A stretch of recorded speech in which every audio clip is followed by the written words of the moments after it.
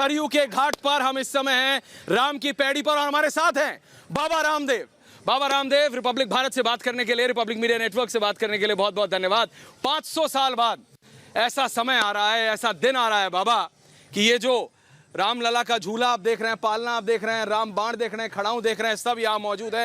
पूरा अयोध्या नगरी और पूरा भारत खुशी से, हर्ष और उल्लास से झूम रहा है बाबा।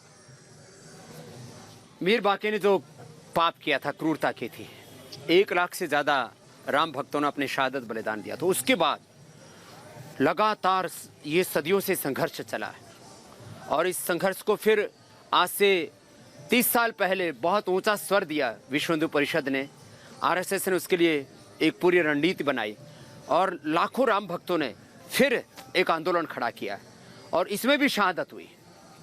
मैं कृतज्ञ हृदय से उन राम भक्तों के शहादत और बलिदान को प्रणाम करता हूं, जिनकी बदौलत ये आज का दिन हमें देखने को मिला है। और यदि पॉलिटिकल विन ना होती नरेंद्र मोदी जी में, जी, ये एक बहुत बड़ा राजनीतिक साहस चाहिए था। लोग कहते थे देश में खून खराबा होगा, खून खराबा होगा, और देश के गृह मंत्री अमित शाह जी ने इस तरह से देश की सुरक्षा को चौक चौबंद रखा कि देश में कहते हैं परिंदा कोई पांव नहीं मार सका, इस तरह से एक व्यवस्था रही। और मैं इस बात के लिए हिंदू और मुसलमान, उनके सब धर्मगुरुओं का भी अभिनंदन करता हूं। मिले थे। जरा बाबा जरा देखिए ना एक बार अयोध्या में, जरा देखिए, मैं चाहूंगा एक कैमरा अगर दिखाए। ये बाबा, ये राम की पैड़ी है, जरा एक कैमरा घुमा के जरा दिखा दीजिए, एक कैमरा ये दिखा दीजिए, कहाँ है, कोई दिक्कत है? ये देखिए जरा, ये देखिए जरा, सारे नारे देखिए जरा नारे, ये जो नारे यहाँ पे लग रहा है, लोग चिलचिलाती धूप में यहाँ मौजूद है। ये राम के खड़ाऊं आपके पीछे हैं बाबा, और राम का बाण ये देखिए, इसी का तो इंतजार था। और ये जो इंतजार है अब वो पूरा हो रहा है। ये सौभाग्य हमारी आंखों के सामने हमें देखने को मिल रहा है, और लोग कितनों को मुख्य कार्यक्रम में भागीदार होने के लिए मुझे आमंत्रित किया गया है। ये 200-250 लोगों का, मेरा सवाल क्या होने वाला है, 200-250 लोगों का मामला नहीं है, लाखों लोग अयोध्या आ चुके हैं। अब रामलला का दर्शन करने से कौन किसी को रोक पाएगा? पंडाल की एक मर्यादा है ना। हाँ। लेकिन राम तो सबके हैं, राम तो सबके हैं। जरा देखिए तो राम की ये पैड़ी है, यहाँ पर लोग आते हैं, यहाँ पर आप यहीं पर दिए जलेंगे, हजारों लाखों दिए, ये लाखों दिए जलेंगे और लाखों लोग होंगे। और ये लॉकडाउन ना होता तो करोड़ों लोग होते यहाँ। और मैं एक बात कहूंगा, कितने लोगों को निमंत्रण गया है, कितने लोग एक विधिवत एक औपचारिक कार्यक्रम हो रहा है उसमें सम्मिलित हैं, कितने लोग नहीं हैं, ये सब बातें अब गौण हैं। बात यह है, सदियों से जिसका हमें इंतजार था, वो सौभाग्य हमारी आंखों के सामने हमें देखने का मिल रहा है। इससे बड़ा और हमारा सुदिन क्या हो सकता है? लोग कहते हैं ना अच्छे दिन कब आएंगे, तो अच्छे दिन तो आ चुके हैं। अच्छे दिन आ गए आप कह रहे हैं बाबा, लेकिन बहुत सवाल उठे। आपने कहा कि मतलब इनविटेशन, कहा गया कि लाल कृष्ण आडवाणी कहाँ है, मुरली मनोहर जोशी कहाँ है, इन सब बारे मतलब राजनीति। आज खुश का दिन है, मतलब खुशी का दिन है। अच्छा, ये जो लोग बात पूछ रहे हैं, हाँ। ये आडवाणी साहब के और जोशी साहब के एडवोकेट्स हैं, वकील हैं। आडवाणी जी ने कुछ बोला है क्या? कुछ नहीं बोला। मुरली मनोहर जोशी जी ने कुछ बोला वो तो खुश होंगे ना। तो इनकी क्या औकात है, क्या हैसियत है जो फालतू में बकवास कर रहे हैं कुछ लोग? राजनीति करना चाहते हैं। देखो, राम सबके हैं। जो आज अपने आप को कहते हैं कि हम मुसलमान हैं, सिख हैं, ईसाई हैं, जैन हैं, बुद्ध हैं, जो भी हैं, राम हमारे पूर्वज हैं भाई। हमारे सबके भीतर राम का डीएनए है। मुसलमानों के मजहब अलग हो सकते हैं, पूर्वज तो अलग नहीं हो सकते।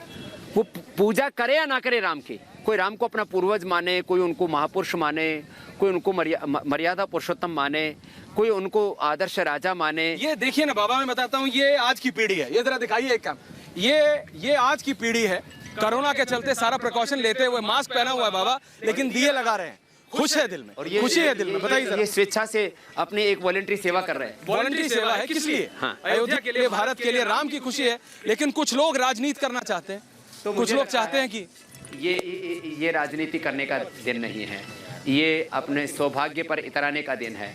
गौरव करें अपने ऊपर, गौरव करें अपने राष्ट्र पर, गौरव करें अपने पूर्वजों पर, और भगवान राम के चरणों में प्रार्थना करें कि ये सौभाग्य जो हमें देखने को मिला है, अब ये निर्विघ्नता के साथ अच्छा संपन्न होता जाए, और युगों युगों तक, अब आने वाली हजारों लाखों वर्षों तक आने वाली जो पीढ़ियां हमारी, वो फक्र करेंगे। क्योंकि ये जो पूरा मंदिर बन रहा है, इस तरह के वास्तु से बन रहा है। जो लोग अभी प्रूफ मांगते हैं ना कि राम के होने का प्रमाण दो, प्रमाण मांगते हैं, आर्कियोलॉजिकल एविडेंस, प्रूफ दो भाई, प्रूफ। तो ये अब लाखों वर्षों तक ये प्रूफ रहेगा।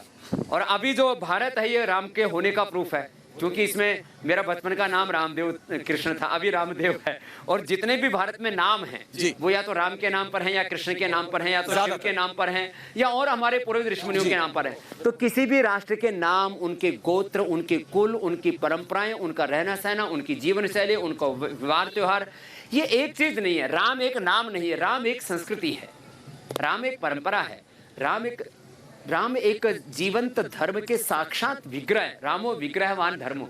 अब मुझे लगता है कुछ कहना शेष नहीं है, तो मुझे लगता है ये राम के ऊपर तमाम तरह की जो राजनीति कर रहे हैं कुछ लोग, कुछ सांप्रदायिक तौर पर, कुछ राजनीतिक तौर पर, और कुछ नहीं तो बोले ये मुहूर्त शुभ अशुभ है।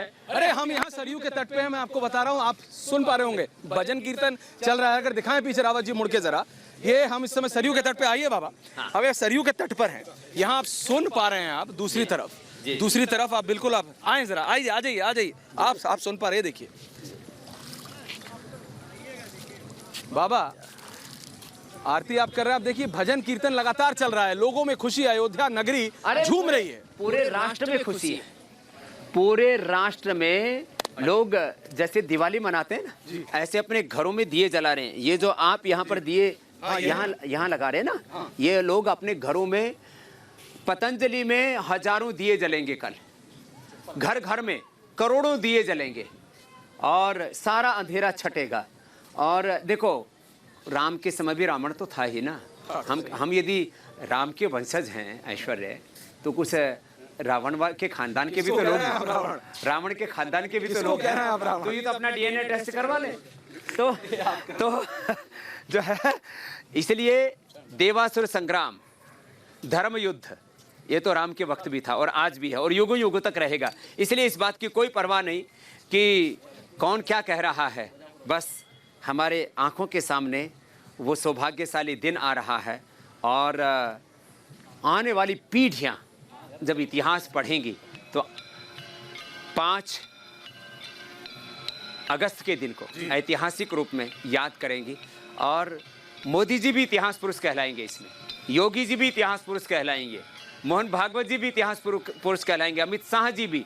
और इसमें आरएसएस से लेकर के विश्व हिंदू परिषद तक जो है, क्या किस किस के नाम लें। तो ये देखो, कुछ लोगों का काम आलोचना करना है, लेकिन आलोचनाओं से कुछ नहीं होता है। 2.5 साल में मंदिर बन के तैयार हो जाएगा बाबा। अरे 2.5 नहीं तो 3 में हो जाएगा। अरे 4-5 में हो जाएगा ना, बड़ा कार्य है। हम तो कहते हैं विशाल कार्य, ऐतिहासिक, अप्रतिम, अलौकिक, ये ईश्वरीय कार्य है। ये सारे शब्द छोटे बोने हैं उसके लिए, ईश्वरीय कार्य, भागवत कार्य है। भागवत कार्य मतलब मोहन भागवत के लिए भगवान का कार्य, तो ये भागवत कार्य है। और वेटिकन सिटी से भी ज्यादा भव्य और दिव्य होना चाहिए मंदिर। ये मक्का मदीना से भी, वहाँ ठीक है उनकी अलग, हम किसी के साथ तुलना नहीं कर रहे हैं, लेकिन राम का मंदिर ऐसा हो, और राम जन्मभूमि खाली वो मंदिर परिसर ही नहीं, पूरी अयोध्या मैं तो कहता हूँ ऐसी हो कि यहाँ चारों तरफ सुख हो, समृद्धि हो, वैभव हो, आध्यात्मिकता हो, आधुनिकता हो, दोनों हो, अभ्युदय निश्चय हो, प्रवृत्ति हो, निवृत्ति हो, यहाँ पुरुषार्थ चतुष्टय के दर्शन हो। जैसे अयोध्या में प्रवेश करें तो लगे हम धरती के स्वर्ग में आ गए। तो अयोध्या का, और मैं आपको बोल रहा हूँ, आज सुन रहा हूँ, अयोध्या दुनिया का सबसे बड़ा टूरिस्ट पैलेस होगी। अब अयोध्या दुनिया की सबसे बड़ी आध्यात्मिक नगरी होगी। बहुत एक डेवलपमेंट प्रो बात कर रहे हैं। अयोध्या दुनिया का सबसे बड़ा टूरिस्ट डेस्टिनेशन होगा। अयोध्या दुनिया की सबसे बड़ी स्पिरिचुअल जो है वो एक नगरी होगी। अयोध्या आगे चल करके यहाँ विद्या के भी बड़े बड़े केंद्र बनेंगे, गुरुकुल भी होंगे, यहाँ विश्वविद्यालय भी बनेंगे और विद्या का भी बहुत बड़ा केंद्र होगा। और मैं चाहता हूँ चारों ओर यहाँ पर उद्योग भी लगे, उद्योग का भी सबसे बड़ा केंद्र हो। खोलेंगे यहाँ पे? अरे हम तो खोलेंगे, हमारा तो नाम ही रामदेव है, तो राम का काम करने में हम पीछे क्यों हटेंगे। पतंजलि का भी बहुत बड़ा सेंटर होगा, पतंजलि का भी सेंटर होगा। तो माने यहाँ अयोध्या में वो होगा जो दुनिया में कहीं नहीं है, ऐसी अयोध्या होगी।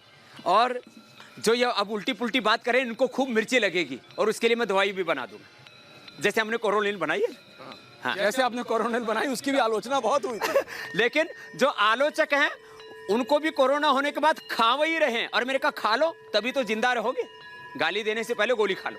गाली देने से पहले ये देख रहे हैं बाबा, यहाँ पे ये त्याग का प्रतीक है। ये त्याग का प्रतीक है। दिखाएं जरा, दिखाएं जरा जी। स्वामी रामदेव ने भी खड़ाऊ पहन रखा है। बिल्कुल, और मेरे मत दिखाइएगा, आपके दिखाइए। ये भी खड़ाऊ है। और ये खड़ाऊ किस बात के प्रतीक हैं? जी बाबा बताएं जरा, ये बहुत ज्यादा त्याग के संवेदनशील प्रतीक है। राम इसलिए नहीं पूजे जाते कि वो अयोध्या के राजा थे, वो उन्होंने वनवास लिया, रावण का संहार किया जी। उन्होंने एक पति का धर्म निभाया, एक पुत्र का धर्म निभाया, एक राजा का धर्म निभाया, एक मानव धर्म निभाया। वो कौशल्या के भी राम हैं, वो अयोध्या के भी राम हैं, वो अहिल्या के भी राम हैं, वो आदिवासियों के भी राम हैं, वो भीलनी के भी राम हैं, सबके राम थे। क्योंकि वैयक्तिक जीवन में जब तब त्याग होता है, तब सार्वजनिक जीवन में समृद्धि होती है। ये हमारा भारतीय दर्शन भी कहता है और कम्युनिस्ट लोग, कन्फ्यूशियस भी यही कहता है। तो कोई कंफ्यूजन नहीं होना चाहिए। राम राजनीति नहीं है, राजनीति नहीं, राम राष्ट्र हैं, राम धर्म हैं, राम तप त्याग हैं, राम मर्यादा है, राम सच्चरित्रता है, राम पवित्रता है। और मुझे लगता है ऐसे ही राम को हमें पूजना चाहिए। राम का नाम तो जपते हैं, जपो राम नाम, खूब राम नाम की धुन करो जी। लेकिन साथ में राम जैसा हमारा चरित्र भी हो, इस को भी ऐसा ये आपने कह दिया, लेकिन इतना आसान नहीं होगा बाबा। इसके लिए राम जैसा काम करना, इसके लिए भारतवर्ष को पुरुषार्थ करना पड़ेगा। मैं आने वाले 50 वर्षों तक राम मंदिर बनने के साथ साथ इस देश में राम राज्य आए, ये महत्वपूर्ण है।